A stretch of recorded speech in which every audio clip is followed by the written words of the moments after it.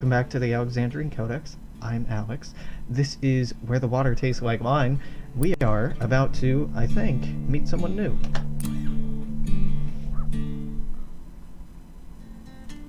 Althea, Nikita Jackson. I wanted to be the best blues singer in the world. By God, I was. It's kind of fitting you're in Nashville. I was born a poor girl in Memphis, Tennessee. No father. He run out. No mama either. She was there, but she weren't there really. All alone but for my Uncle Richard, my baby brother Marcus. All alone but for the guitar. Ooh, you got any stories with a bit of excitement to them? Maybe. Maybe I do. Well, we got a story of Shaw. Weird child, old janitor, wounded soldier. Well, I think this was exciting. Terrifying sort of way. Heard his death approaching. Murdering twins. Wait. Did I switch this one out? Oh, I meant to switch this one out. Damn.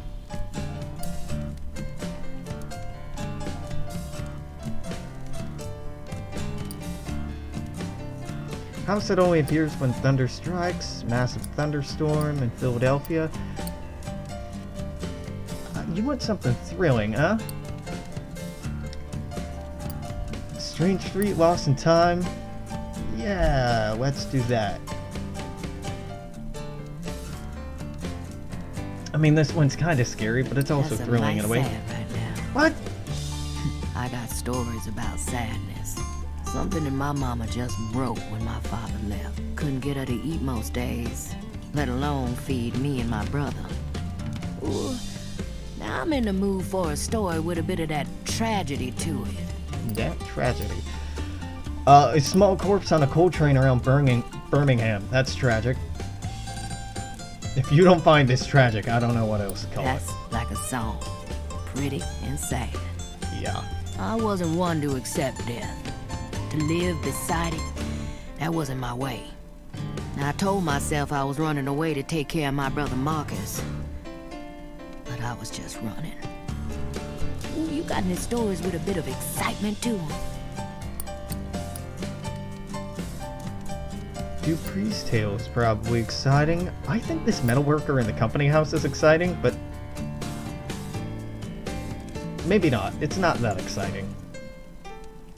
Unionizing is exciting. That's a bit cheerful Damn for it, me. it's cheerful. Okay. Don't have much truck with faith. Only time I ever went to church, it was to hear that gospel choir sing. Ooh, now I'm in the mood for a story with a bit of that tragedy to it. See what I can do. That's not tragic.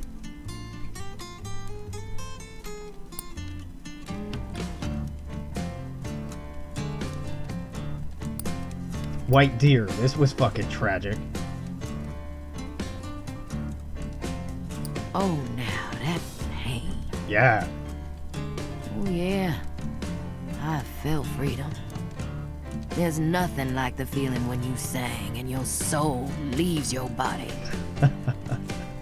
Ooh, now I'm in the mood for a story with a bit of that tragedy to it. Tragedy.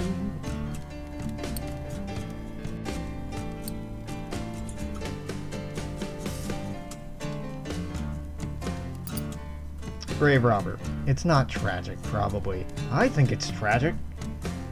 I drink to that. Hell yeah. Okay, that one's tragic.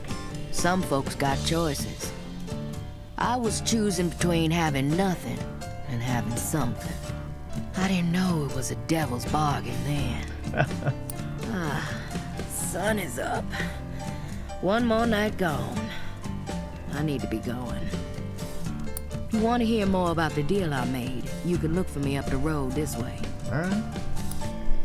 Maybe not now, I but was later. about 25 when I left my first record contract. No more richer than I was before. Those men took me around like a freak show. Me and my guitar, my sad songs. I didn't know what to do once I was free again. Alone, drinking my sorrows. That's where the devil found me.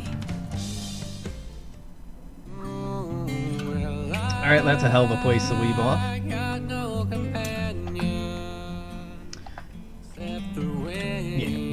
just here. I'm not heading up into Kentucky yet. Let's swing through Tennessee, see if we can find anything. If not, then right into Kentucky. It's the land where I was born. Chattanooga.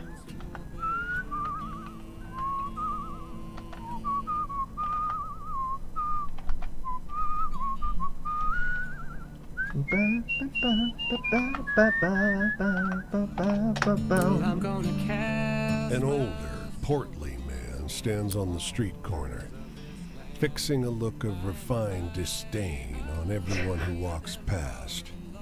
That As he mustache. catches sight of you, he alights on you with a kind of thrill.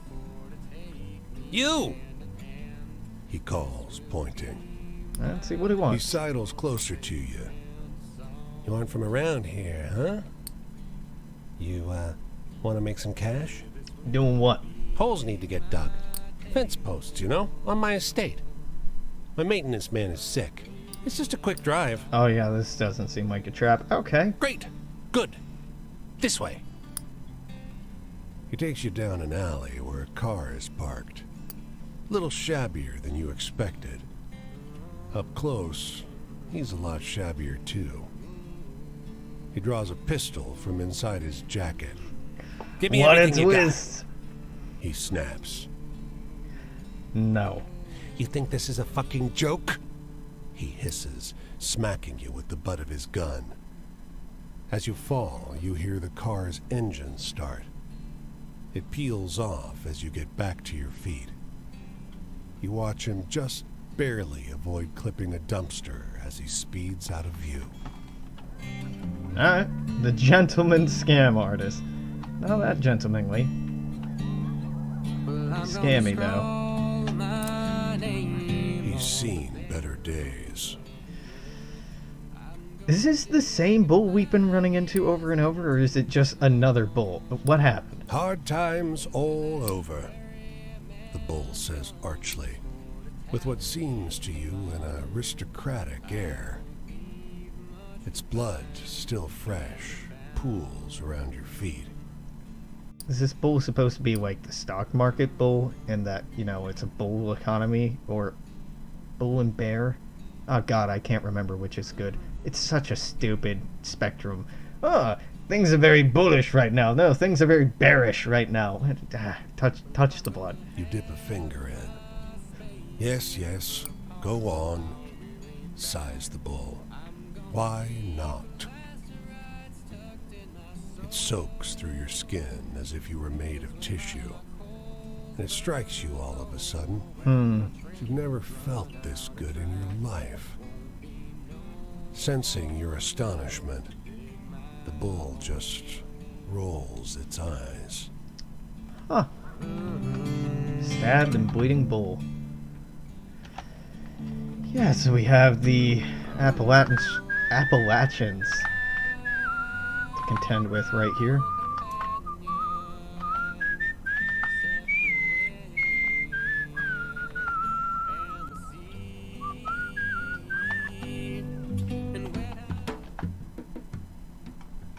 What did I just enter?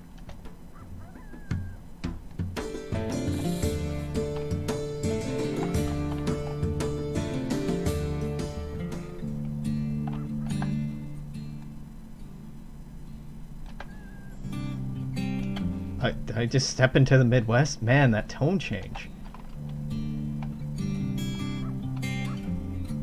I want to make sure I'm not missing anything on this side of the Appalachian Mountains. Also, I'm a little concerned that they keep turning purple, but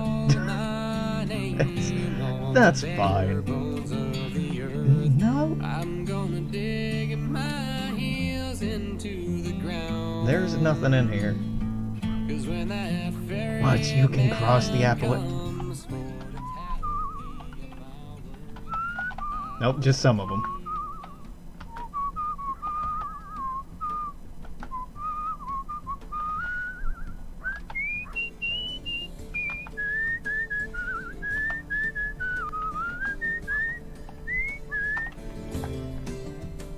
Calling this North Carolina, huh?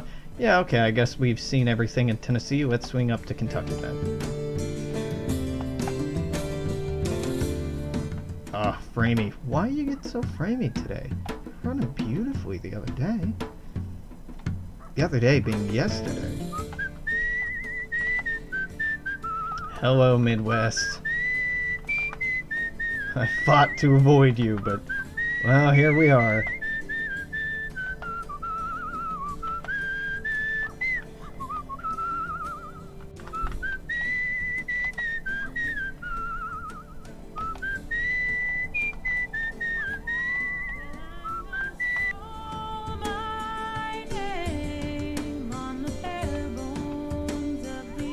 Yeah, it's just the same song covered in different areas. I like it, though. I like it a lot. Is it Louisville? Louisville? Cincinnati. Oh, Louisville's over here. Yeah, let's not hop over.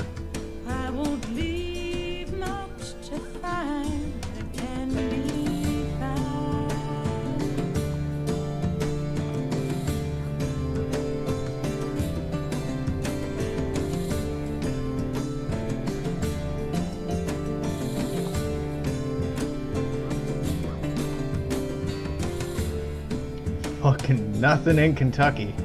Damn, ain't that the truth. I mean, it's not this empty, but it's pretty empty.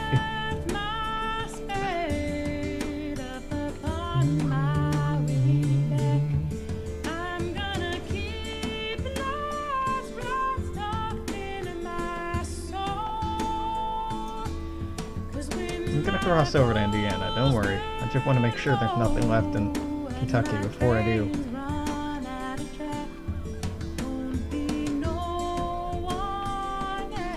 There we are. Wow, yeah, nothing in Kentucky except for Louisville.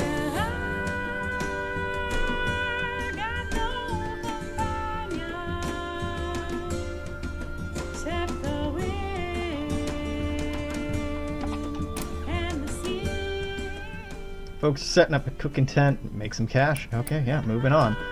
Wow. Illinois. Yeah, we're not going to Illinois yet.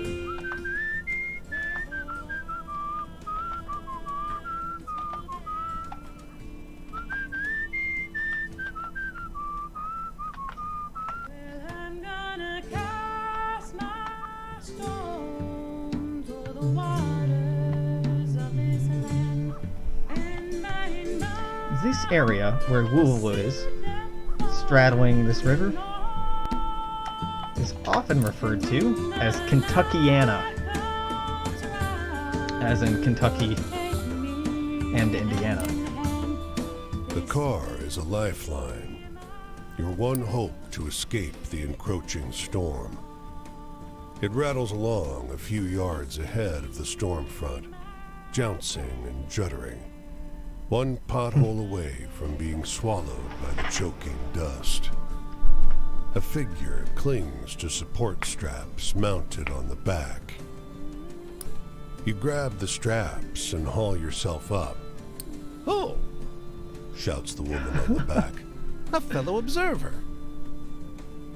She's wrapped in a scarf and aviation goggles, juggling a pen and a notebook while hanging onto the unsteady car. The dust scours your face and rips at your clothes. Doing a twister here? Can't we go faster? We're not done with our observations. She threads one arm through the straps and makes another attempt to write, but it comes out illegible. Blast it. Get inside and take dictation, will you? Alright. You clamber through the open back window, and she hands you pen and notebook. You scribble furiously while she dictates the finer qualities of the dust and wind assaulting the car until her voice is hoarse. That'll do. She bangs on the roof. Judith, let's go. Fuck yeah, science ladies.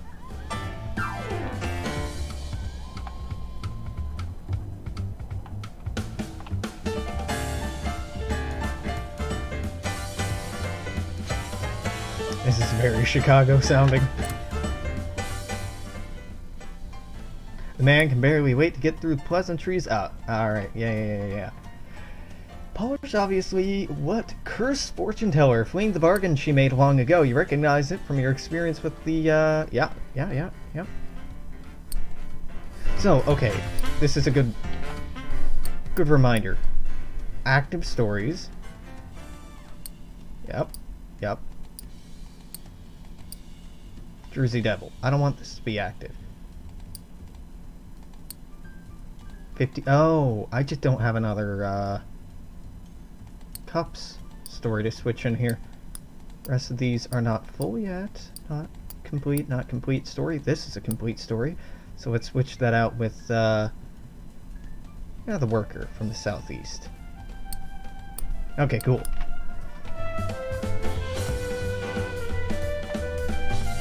It sounds very Chicago.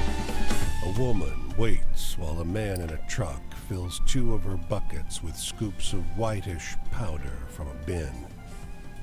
She sees you staring. Want to make some cash? She calls. Doing what? She takes you up the drive to her farmhouse, where her son and daughter are mixing something in a metal barrel. Locust bait. She says. Poison. The town bought enough for everyone, but we gotta mix it ourselves. She'll pay you to help. Ye old pesticides? Yeah, sure, I'll help. You use a broom handle to mix the poison with bran. The teens watch from the porch, faces frozen in distrustful scowls. Their mother pays you well, but later in the day you feel lightheaded, tingling pins and needles all over. You feel only a little better after you vomit. Yeah, man, pesticides ain't nothing to fuck around with.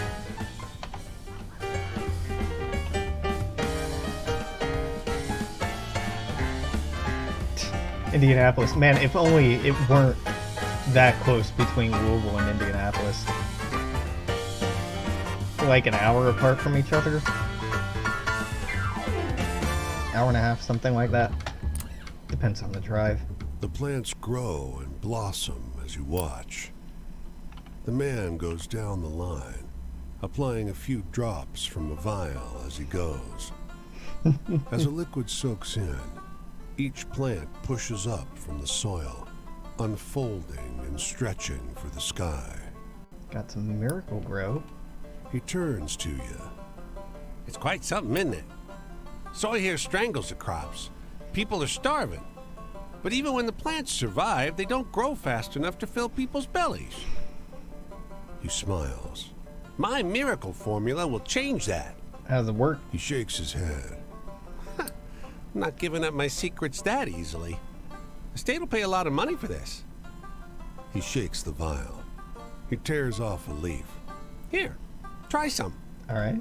It's just bitter at first, but as you swallow, the fibrous mass burns in your throat. You fight to hold it down, and your stomach knots tight when the plant matter hits it. Huh. You cough and hiccup. The man looks at you, curious. What do you think? Tastes like unwashed death. He waves a hand. Well, yes, there are some kinks to work out, but people are starving. They can't be fussy. It won't be long before no one around here goes hungry again. Your stomach protests. You feel like you'll be hungry again very soon indeed.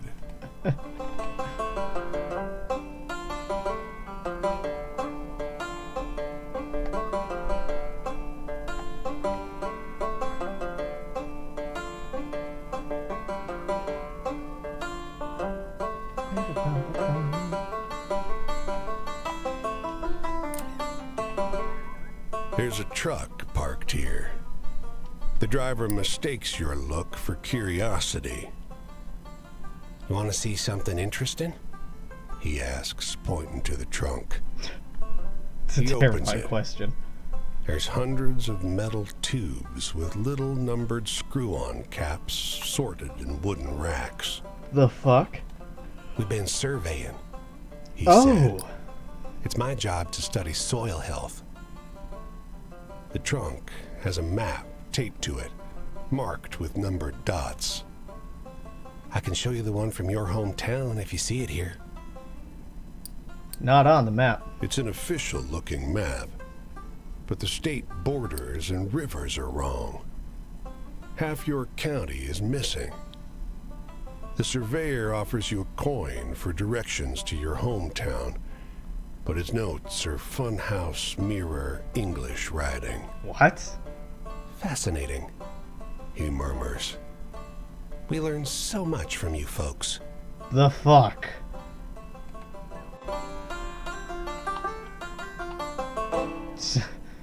Okay. Alright. You've seen migrant camps before, and they tend to look like the town dump. This one, though, on a good day, this could pass for a town. Alright. Starched white tents stand tall and many, and a stroll through the grounds finds you neither trash nor trouble. You hear some chatter from a large tent on your left. On your right, a tent in the shadow of the trees emanates a soft buzz. Yeah, let's go right. You pass through a shroud of flies into a curtained waiting area. The air is pregnant with the stench of rotten meat, but the area is empty, almost clean, except for the black stains that have seeped into the soil. There's only the curtain, which reaches all the way from one end of the tent to the other. It wears a black overcoat and a white porcelain mask with a fat, sharp beak. There's a butcher's knife in its gloved hand. This is the pest house. It snaps Plague in a woman's doctor! voice and yanks the curtain shut. Alright.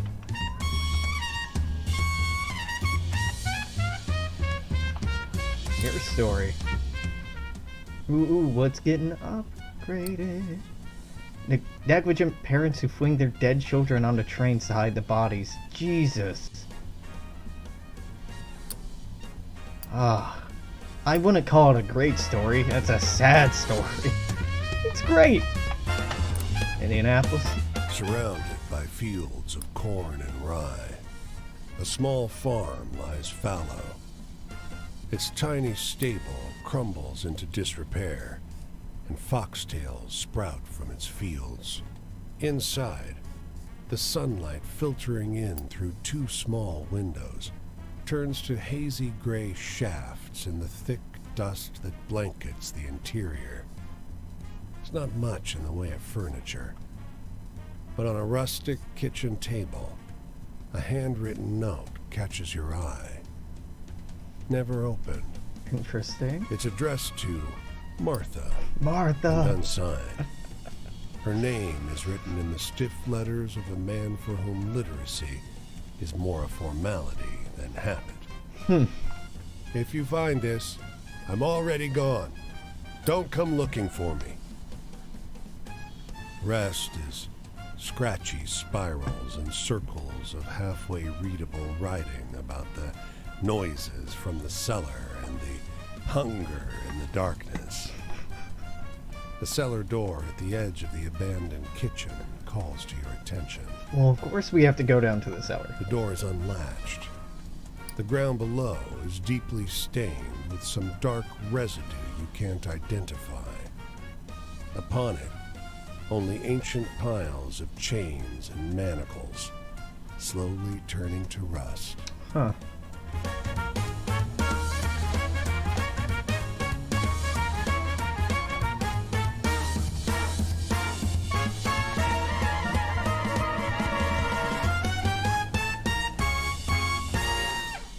Gonna be kind of hard to see where I live, but if this is 52, here-ish? Yeah, here-ish is where I used to live.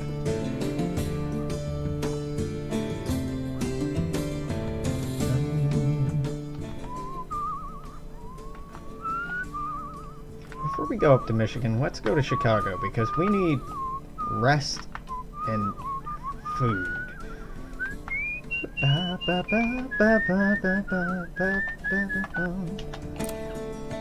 There's something wrong about this lonely farmhouse. The cows have unusual rain over the porch, and the open door shows a cow lying in the empty parlor. The flower boxes are still well tended, though. There's outgoing mail in the box. All right. The moment you step inside the fence, an old woman screams. Hey! Hey! This is private property! You quickly realize that the sound is coming from under the porch. Indeed, you can see her hollering at you through the slats of the steps. Okay. You can see a parlor set up in the basin under the porch. A flowery armchair, a rug, and a little lacquered table. This is an inhabited home. The old lady barks. The cows live upstairs, and I live down here. Above, a cow thumps its hoof. She twitches and startles. I can chase them off for you. Her whole face melts. Thank you. She sobs. Thank you. With a sharp stick, you carefully urge the 3 cows inside the parlor to exit. Soon the place is completely empty, except for the manure. She still kisses the floorboards in gratitude. How the fuck did this happen? Cows are really easy to herd. I didn't want to tell anyone. They kept me trapped down there for weeks. I had to sneak out one piece of furniture at a time. At night. She rushes to lock all the doors. What? It was a mutiny. It won't happen again. All right.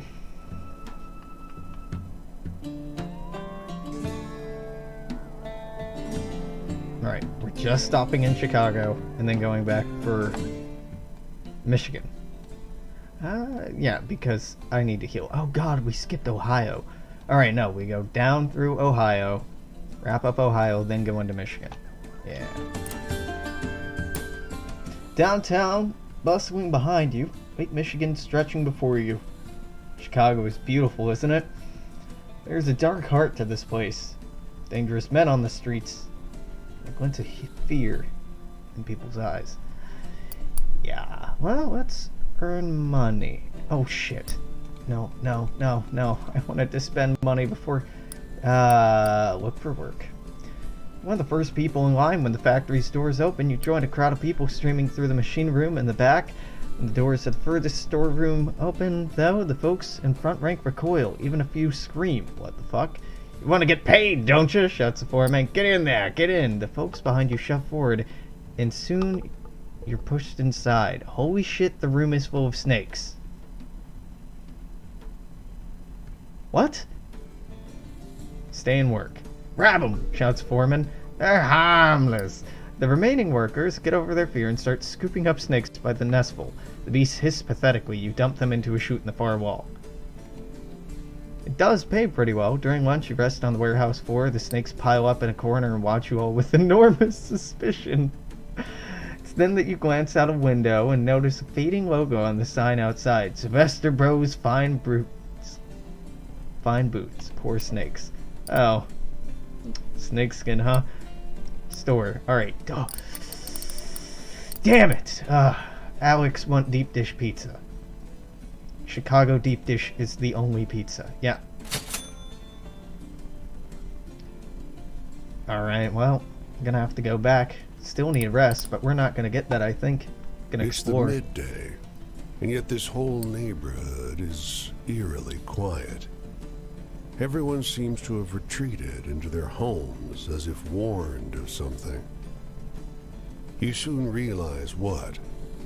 The reciprocating sound of a Thompson gun emptying its drum.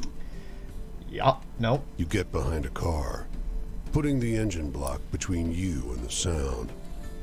But it's muffled, coming from inside a building. You're in no danger, you think. So you allow yourself a peek above the black hull of the car. And running down the cobblestone street, a man in fine, blood-spattered clothes. He has his hands out, mouth open, screaming something. But you don't catch what he says. He's drowned out by gunfire, and his body slumps to the ground. Keep watching. The men responsible, 3 abreast in dark overcoats and wide hats, walk up to him to check on the body. The smallest of the 3 has a nervous energy about him. People are gonna see us, boss. People ain't gonna see nothing. Not on these streets. Move on. Killers on the streets. Nope, wrong way. Wrong way. Come back to this.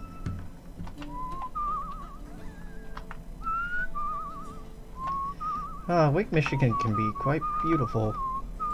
The dunes, the Indiana dunes, are quite cool. Big ol' sand dunes caused by slow erosion of Lake Michigan, eroding the coast around it.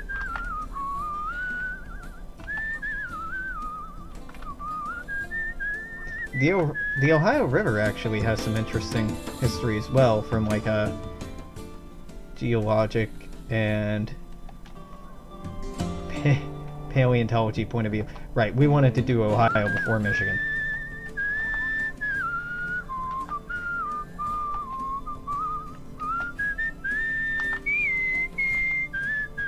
I have family in Ohio.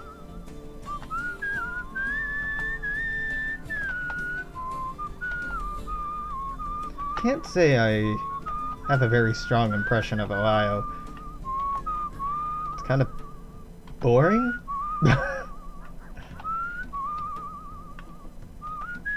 But it's boring in the sort of Midwest, we want it to be boring kind of way. Like, it's boring and that's just the way we like it.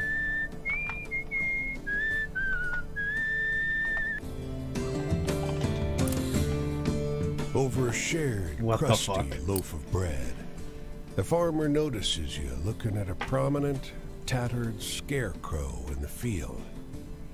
Oh, you like old Barney? He asks. Yeah.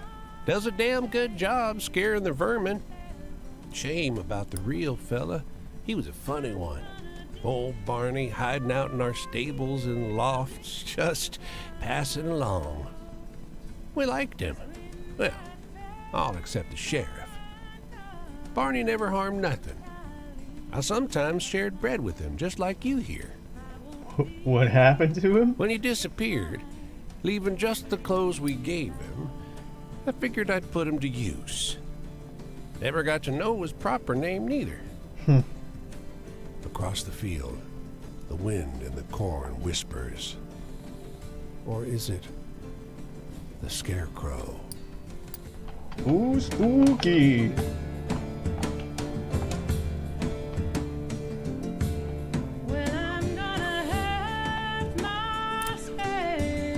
She waits by the ruined mill, in an overcoat 2 sizes too big. Look, over here. Look at this. She yells. This only happens once every 10 years, for Christ's sake.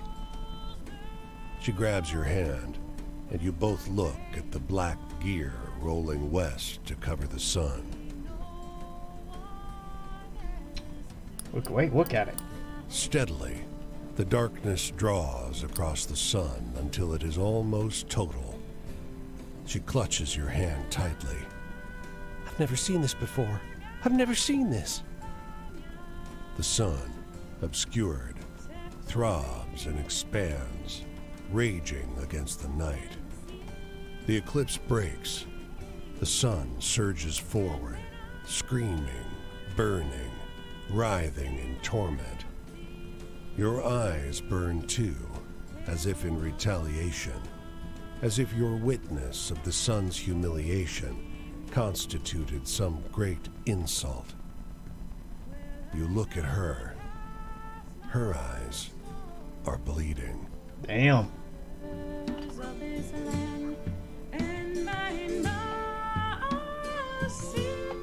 Never seen this before, and you'll never see anything again. It's been a while in a cool shaded gas station. 3 kids sitting by their family car. Older brother is telling a story. A story about a deer which chose death over enslavement. Damn! Alright, I like that revisionism. So hey, that's a better version of our deer story.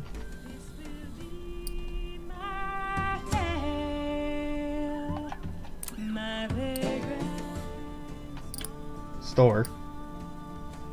You don't have coffee. Yeah. You should still earn money. You wander the streets, look for work. You're standing outside a department store that empathetically had a no day work. That emphatically, I'm like, what did I misread there? Emphatically had no day work available. When an exasperated woman carrying a small terrier rushes out into the sidewalk. Here, you, she says, won't you watch him for me? He keeps chewing the shoes and I'll only be a minute. Alright, watchdog. Thank you, she cries and heads inside again. The terrier seems perfectly content in your arms until she returns and scoops him up, leaving you with a generous tip. Alright, you used to call this place the Paris of America. It's fitting. New Union Station makes you feel like an ant. The music hall is a hell of a place to look at, too. The corridors of Cincinnati's music hall reverberate with the sounds of an orchestra warming up for rehearsal. If we unbolt the light rig, we can crush them, says a voice up ahead. No, another answers.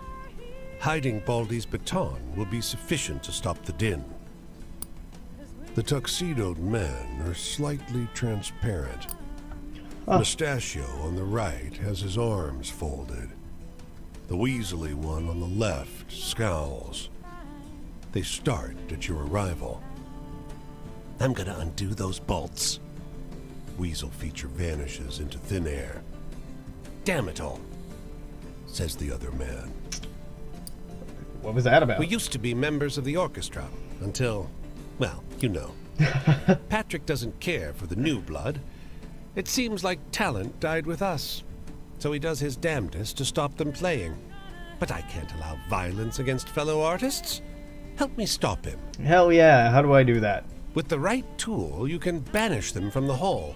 You see, no spirit can stand the sound of the purest of all instruments. The violin? No, The piano? no, The banjo? no, The sousaphone? He shakes his head, exasperated. no. The triangle. I like that none of The the orchestra options were has right. one, but their percussionist's a sop. He never hits it right. If you can get there, you can ensure the only thing brutalized here today is Chopin. Yeah, let's go into the The hall. orchestra is midway through practice. They're in dire need of it. The percussionist dozes on his stool. Everyone's oblivious to the muttering from the lighting rig. We'll rush for the You triangle. sprint down the aisle and elbow through the incensed musicians. The percussionist falls off his stool as you clamber over his xylophone. You grab the beater and bring it down onto the triangle, eliciting a pure, resounding note. And the rafters ring with laughter. The mustachioed ghost appears next to you, doubled over, invisible to the furious orchestra. I never thought you'd fall for that. The triangle, for God's sake. Thanks for shutting them up, though. Alright. Moving on. This will be my hair, my vagrant song.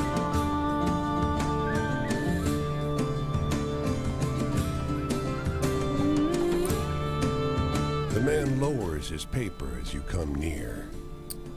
His weather-beaten face is drawn. They say it's spreading. The dust is strangling the land. Half my cattle suffocated in the last storm. Wow. We cut open the carcasses to salvage the meat. They were filled with mud. That's strange. He licks his cracked lips. They stay dry. His land is dying. If the harvest fails again, people will too. You look past him, over his dust-choked fields. You can't imagine anything growing here. Can you move away? Where would we go? The family came here for a fresh start. All we have is our claim. His voice is hoarse. We came here when there was no more work back home. Now this. If we leave, it'll just be something else. All Your right. skin prickles gently, though the sky is still clear. Duster's on its way. Big one. He calls after you. Come by in a week. I doubt there'll be a building left standing. Sorry, man.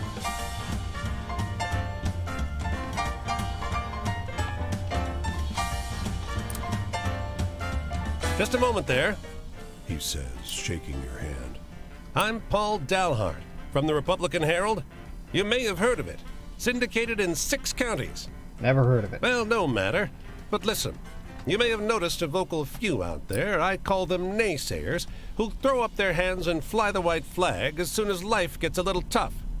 But wouldn't you agree that it's never been a better time to live and do business in this country? Fuck no. Ha! Pessimism, negativity, faint-heartedness. He claps his notebook shut. If there is to be an end to the great American experiment, it'll be your attitude that writes it, not mine. Yeah, okay. Alright. Newspaper. You look mighty familiar, Green Man. King of Bulls exacting revenge on those who imprison his people. Think it really happened? It's all made up. Sounds like nonsense to me. It's stuff they print these days. Who this? Oh, hey!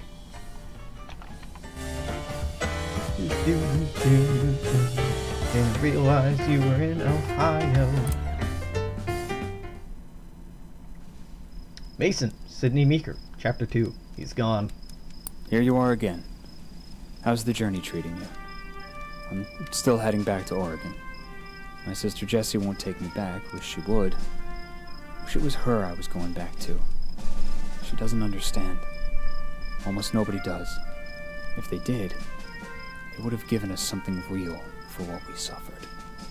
My brother Paul used to love scary stories. Tell me one. Strange child demanded a toll. This was kind of scary. I mean, the child broke into pieces. Paul used to love that kind of dark campfire stuff. The government's not much when they don't provide. It's just empty promises and broken beliefs, broken hopes, faraway bullets. Fucking true. So anyway, tell me a funny story? You seem like you know a few good ones. Yeah! About that. Old janitor, wounded soldier, fisherman, guy who heard death approaching, murdering twins, pig farmers, killer pigeons, loved his very special horse down Memphis way. This one's kind of fun, kind of weird. I'm gonna call it funny. Wish I could tell that one to my sister. Nope, apparently it was funny. Love? All the connections. Which is what love is, isn't it? Drowned in the mud in no man's land with Paul. But love comes in so many forms. I love now the ability to walk more dearly than ever. I love more deeply the sun and the earth. Know any good jokes? I'm not so good at telling them anymore. I'm the wrong man to be asking for jokes, my dude. The trickster made molasses in Alabama. Not really a joke. It's a feel-good story, though. Stabbed and bleeding bull. Walking Willis. Casey Jones. Sugarcane cutters. Nah. Nah. Nope. Nope. You want a funny story, huh?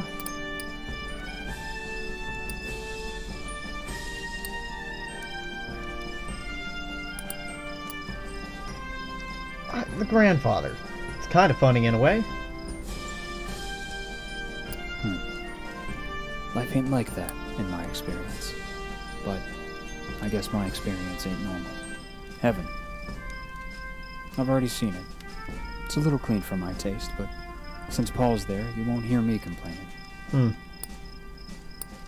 Once a funny story. Yeah, you're gonna be disappointed, my dude.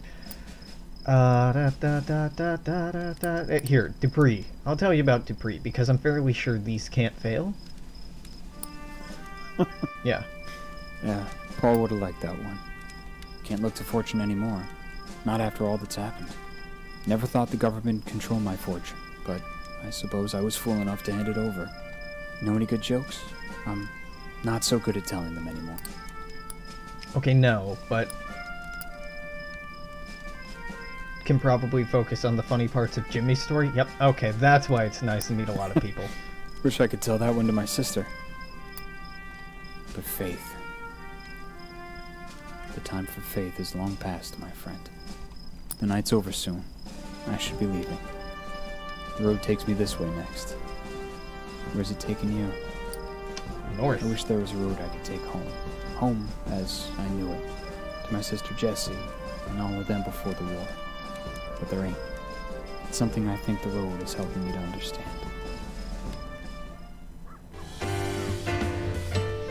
Alright, well, talking to him again will probably get us what we're wanting. I'm right here? Really? I thought I was on the south end of Ohio. Well, there's nothing down there, so yep. Swing up to Columbus. Because there's apparently already a new story right here. Alright, what do you got? What do you got? Child who lived a life of crime grew weathered beyond his years. Story of strange child who demanded a toll.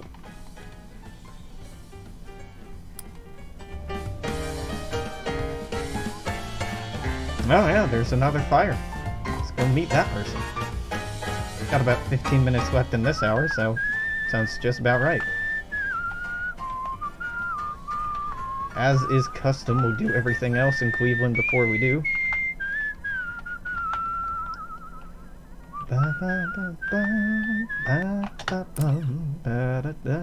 Ride with us a little while, stranger. It's a kind offer. Miles of dusty road through the rolling prairies have recast this landscape as an exhausting soup of wind and misery. There are 4 of them on the wagon, a perfect nuclear family. Mother, father, son, daughter, and a small fuzzy terrier trailing behind. But the pace of their movement is glacial. The draft horse ambles forward, one agonizingly slow step at a time. Why so slow? Ain't no point rushing to get where we're going. The wooden cart shivers with every pebble on the road that its wheels must laboriously traverse. The girl in the back pipes up. The going's the point, see? Alright, keep with these people. Time stretches wearily. The father sometimes makes half-inch adjustments to the horse's trajectory, keeping him from ambling off the road. There is some intimation that they are heading for Oregon, but at no point is it mentioned when they might arrive. A long time traveling at that speed.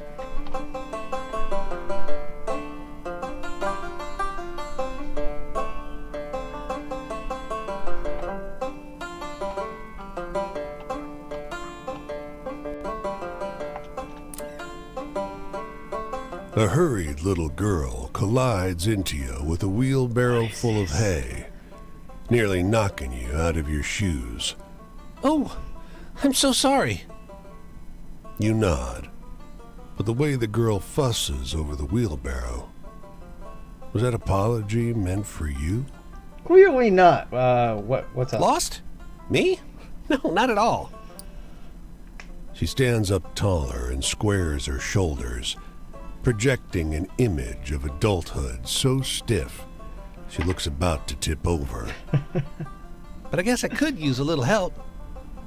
Can I ask you something pretty, please? Yeah. Well, I found this critter, but my daddy won't let me keep it unless I take real good care of it. Relating this dilemma has put her on the verge of tears. Do you know how I can be the very best pet owner in the world? Yeah, this is a hell of a lesson. Are you telling your kid to nourish it, care for it, or are you telling it to control it? Care for it. The girl bursts into hysterical laughter, like she just heard the funniest joke. Well, I don't know how to feed it when it don't have a mouth. The laughter fades, and her look of worry returns. Any other ideas? Doesn't have a mouth. Lots and lots of love. She smiles so bright. That's all it takes? Gosh, I already love it so much. Well, I worry for that little girl. Don't know what kind of monster she has in that wheelbarrow, but not my problem. Franklin, Jordan Minor, Chapter 1. Nothing left to do but smile, Why, hello smile, there. smile. Look like that's a heavy bag you're carrying. Let me get that for you. I insist. You see this uniform? It means you can trust me to make sure this is the most comfortable journey you've ever had in your life. Who am I? Well, I'm no George, I'll tell you that. But that's not important. This trip is about you, friend. Anyway, I'm in the mood for a good happy story. You got me? Oh, you came to the wrong man for a happy story. Old janitor, wounded soldier, creepy mill, fisherman and his fish calling seagulls. Yeah, this one wasn't sad. Seemed pretty happy to me. A positive attitude. That's what I like to hear. The future? We're making it. There's never been anyone like us Pullman Porters. It's why we have so much pride. We're setting standards for future folks, and we know just how damn high those standards are. You got any stories with a bit of excitement to them? Yes, probably. Lived a life of crime, grew weather beyond his ears. Seems exciting. Not sure my brothers will find that one particularly scary. You said exciting. Authority. Hopefully people who ride in a Pullman car feel a little of that. It's about more than a train ride. And not everyone knows what it's like to be the boss, to know what it feels like to be skillfully served. Pullman Porters give you a taste, so boss George Pullman will know you'll be back for more. You got any stories with a bit of excitement to them? Alright, story of the wounded soldier to the southeast. That seems exciting to me. Murdering twins, spirits still search today, family of pigs. Exciting, though. Really exciting? Really exciting, though. Like, real exciting? Stabbed and bleeding bull, strange street lost in time. Mason's lost.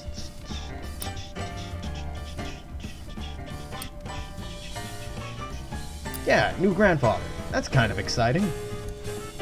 He was super-powered old dude. Well, if that one makes you happy, I suppose it's worth telling. Come on! Well, my wishes have come true, that's for certain. When I was a boy, a Pullman Porter was the best thing a black man could be. Smart, handsome, well-dressed, and with a salary in his pocket. So you don't see me complaining. Man, I mean, that's all that anyone can really hope for. Have any optimistic tales? I'd like to hear one of those. Optimistic? My man?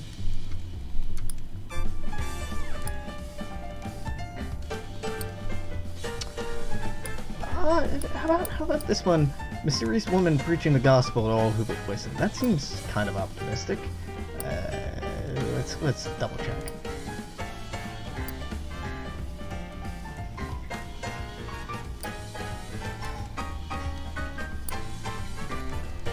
Casey Jones. Casey Jones seems optimistic and exciting. I don't see anything not optimistic about Casey Jones. That's a tall one. Damn you! Don't pull my leg, okay? Travel? Shit. We've all got places to be, and we've all got to get there somehow. So why not get the getting there to be as good as it can get? Man, he is hard on selling. Hey, you want to come ride this train? See, that's really important when getting there is all you got. You got any stories with a bit of excitement to them? I've been trying, my dude. Alright, sugarcane cutters blinded to the threat of death in Georgia. Seems exciting, seems thrilling. So, does that one scare That's you? supposed to be scary? Not sure about me. When it comes to the job, the right and wrong choices are pretty simple. When a passenger pays good money for a trip, it's only natural they expect a good trip in return.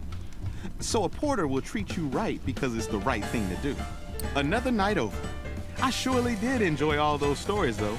Maybe next time I'll let down my hair a bit. What do you say? You must excuse me, friend. What kind of porter am I saying this trip is all about you, only to start talking about my own damn self? But enough of my indulgences. I hope I see you again. You will. You will. Well, okay. Could have done better at that. But that's gonna wrap up this hour. I'm gonna keep streaming for about another hour tonight, but if you're watching on YouTube, this is gonna be the end for today. Stop by again tomorrow for another episode of Where the Water Tastes Like Wine, but until then, take it easy. Make sure to comment, share, like, subscribe, all that silly shenanigery. Till then, toodaloo, and bye.